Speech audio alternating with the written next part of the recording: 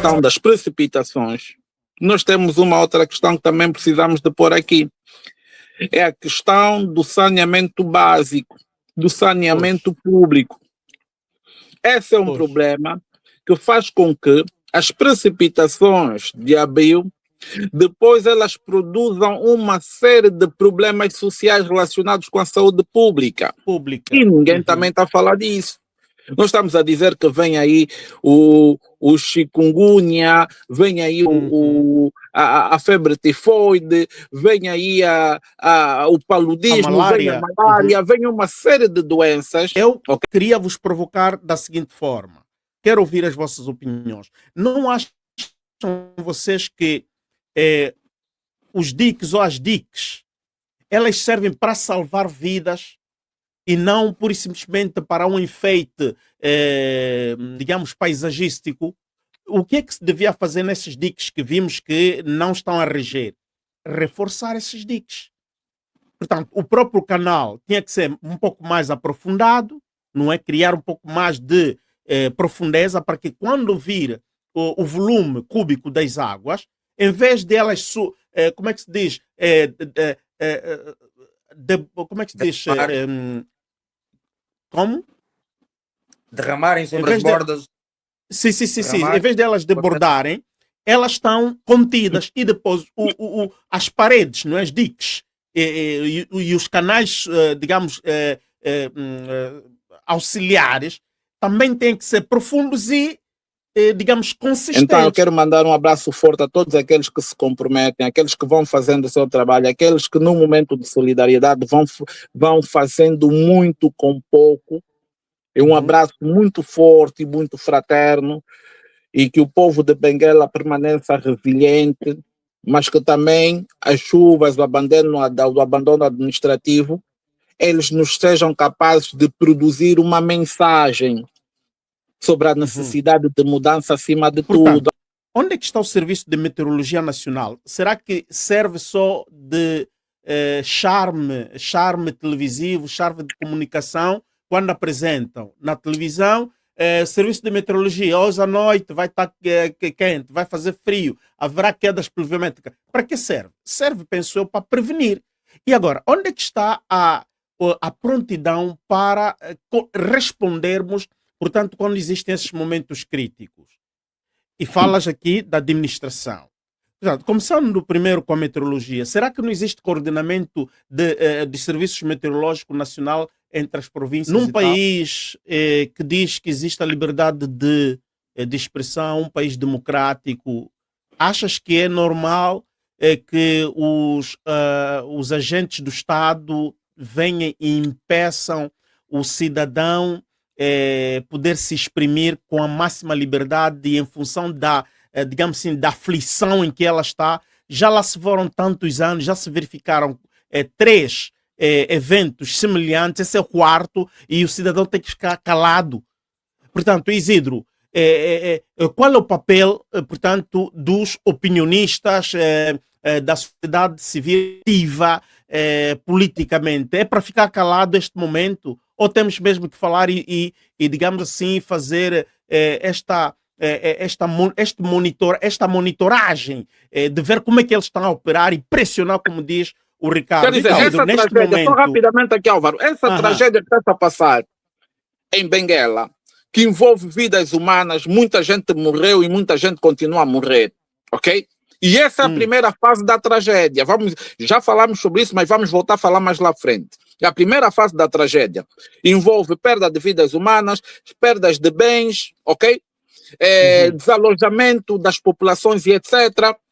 O que o governo ganha com isso? O governo angolano vê nisso uma grande oportunidade para poderem criar as falsas empresas para prestarem falsos serviços, para poderem tirar, vão dizer que daqui a pouco tiramos 50 mil milhões de kwanzas para a questão de Benguela, mas onde é que vai esse dinheiro? Ninguém vê.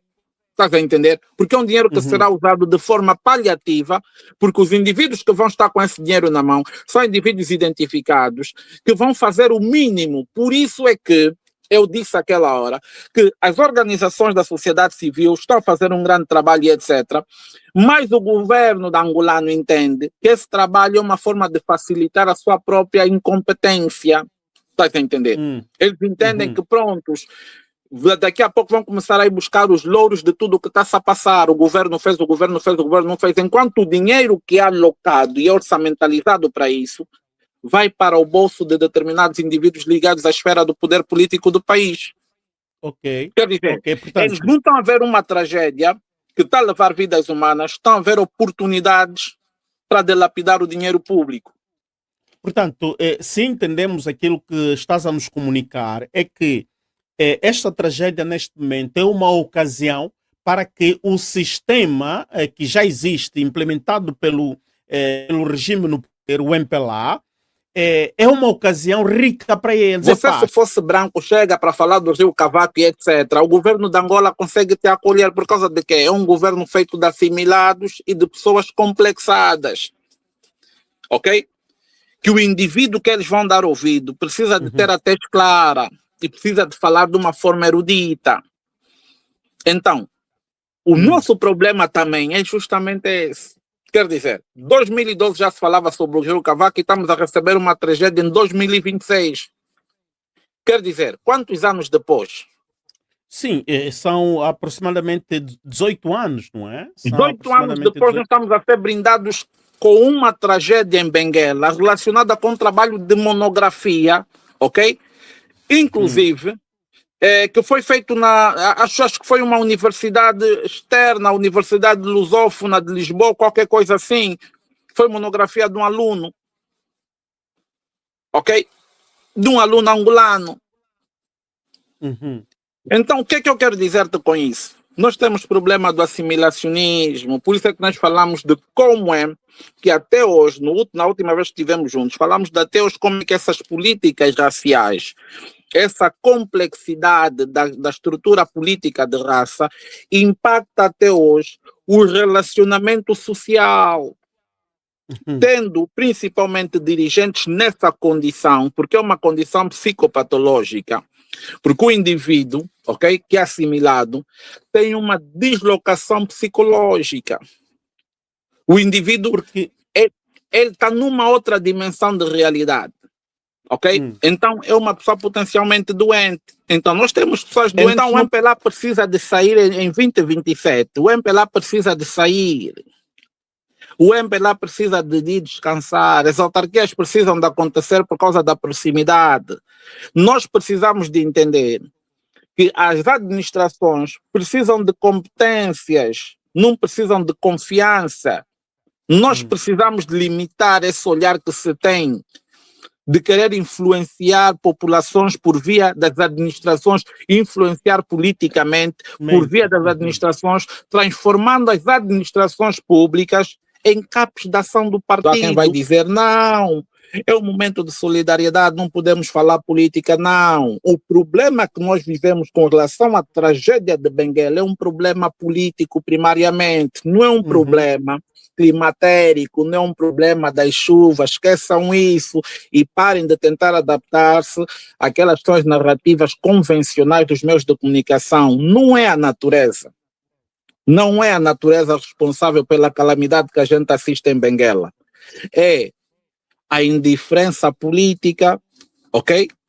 A incompetência política, a negligência administrativa, esses e tantos pontos. Tanto do orçamento que recebem, mas não conseguem trabalhar na prevenção dessas tragédias, não conseguem fazer programas de evacuação, porque é o que nós falamos naquela hora, não há uma ligação entre as diferentes instituições para poder se fazer a prevenção. Por exemplo, o Instituto de Meteorologia, que é o INAMET, ele tem que passar dados das administrações e as administrações têm que entender quando é que constitui um perigo, dado a conta a complexidade das infraestruturas que possuem, por exemplo, o canal do Cavaco.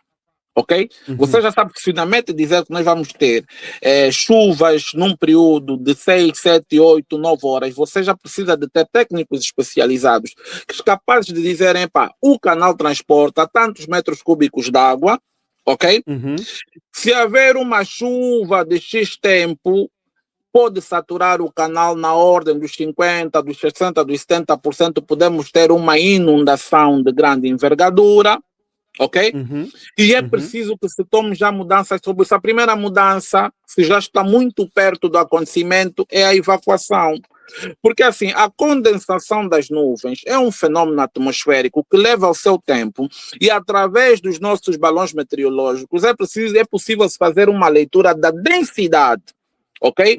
Da densidade das nuvens e etc. Para dizer, olha, vamos ter umas chuvas de X em X tempo, vamos ter de 4, 5, 6, 7 horas. É possível fazer-se esse estudo, sem sombra de dúvidas. Então, quando a data está muito próxima, ok? Nós precisamos de ter um programa e um plano de evacuação. Além das tendas que estão a ser dadas, será, e esta vai para o Ricardo, será que eles estão a prever o plano, por exemplo, das latrinas, estão a construir latrinas ou estão a trazer latrinas, aquelas, como é que se chamam? As latrinas móveis, aquelas descartáveis, não é? Aquelas móveis. Ricardo, o que é que viste lá nesta zona? Como é que eles estão a tentar acudir a estas pessoas? Álvaro, relativamente às latrinas existem, de fato, tem lá algumas latrinas móveis no local, para além das tendas. Tem algumas cozinhas comunitárias que lá estão distribuídas em pelo menos 4 cantos. Isto lá tem, de fato. Mas isto, na verdade, não é o maior problema. A maior aflição das pessoas nesse instante é o depósito. E a questão que não se cala, porque tu tens aí vários áudios, eu penso que depois vais ouvir esse depoimento de algumas pessoas, é e quanto tempo vamos ficar aqui? E depois, vamos regressar a essa zona? Ou há uma medida cautelar para que nós nos acomodemos em zonas que não são recorrentes a esses ataques ou a essas agressões climatéricas? Esta é a maior preocupação de quem se encontra lá. E tem um outro ponto também, que eu agradeço que quem está à frente a dirigir isso toma muito cuidado para que isto não avance, por conta do processo que pode recorrer à desnutrição das pessoas. Qual é a alimentação que elas estão a ter nesse momento?